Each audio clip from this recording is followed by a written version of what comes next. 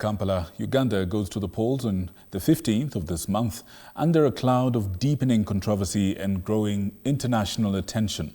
Human rights groups, opposition leaders and civil society organizations warn that the election, or rather the electoral environment, is increasingly hostile, with claims of institutional bias, heavy security deployment and a shrinking space for dissent.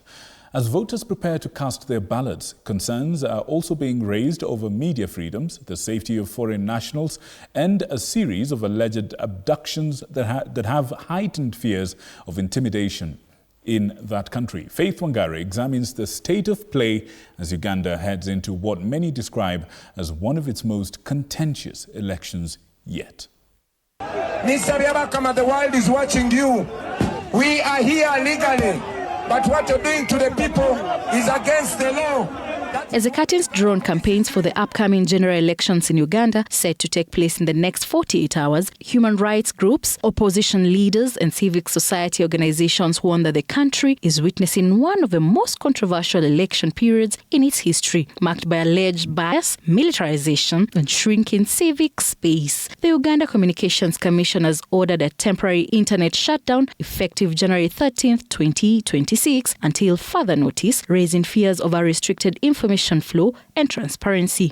In a notice effective January 13th, 2026, following recommendations from the Interagency Security Committee, the UCC cited concerns over misinformation, disinformation, electoral fraud, and possible incitement to violence. The regulator ordered all licensed mobile network operators and internet service providers to temporarily suspend public internet access during the election period.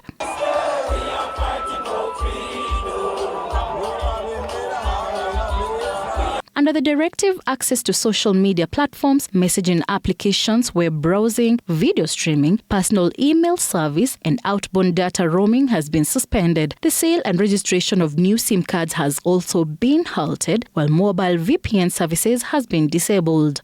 However, the UCC has exempted a limited number of critical services from the shutdown. These include healthcare systems at national referral hospitals, core banking and financial services such as ATM and interbanking transfers, government payment platforms, electoral commission systems for voter verification and results transmission, as well as utilities management system covering power, water and fuel distribution. Transport and aviation control systems have also been allowed to remain operational. Elections won't be fair and just, because when you look at even in Kampala right now, in major towns, the UPDF has taken over. In fact, the Electoral Commission is not in charge. It's the police, it's the military.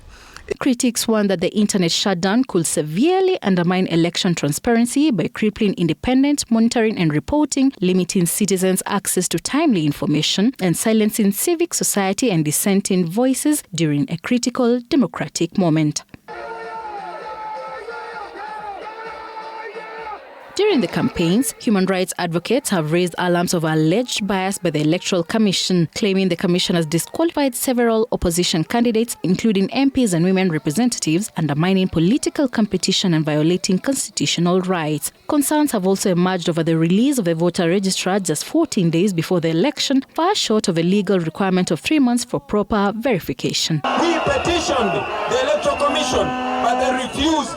They said they are the ones to choose for us a candidate. And as if that is not shameful enough, the Electoral Commission in Uganda, following a resounding defeat of 2021, where we defeated almost 7 officials, including his vice president and many other ministers. This time Museveni said his senior officials are not to be competed against. So Museveni decided that his vice president has to be unopposed, and the Electoral Commission said yes, sir. The military has issued directives contradicting electoral laws, including ordering voters to leave polling stations immediately after voting, despite the law allowing citizens to remain within 20 meters to observe vote counting.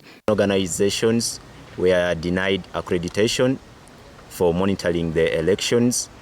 A lot of organizations have been banned. The other political contenders that were in the race, most of them have been treated unfairly. Beyond Ugandan citizens, concerns are growing over the safety of foreign nationals during the election period. Bob Njage and Nicholas Oyo, two Kenyan nationals abducted on October 1st, 2025, have filed petition number 1 of 2026 at the East African Court of Justice, accusing the Ugandan government of human rights violations and seeking accountability for enforced disappearance by the UPDF. The case has heightened regional concerns over the treatment of non-Ugandans during politically sensitive periods. Wakenya hawapigi kura Uganda. Kwa hivyo sioni kama kutakuwa na shida yoyote kwa sababu wao si wapiga kura hapa Uganda. East Africa, Kenya, Uganda, Tanzania, we are one. We should maintain peace. We should be peaceful during this election period. With the Uganda elections gearing to happen Thursday this week, human rights activists are calling for a free and fair election. Faith Wangari for TV 47, Nairobi.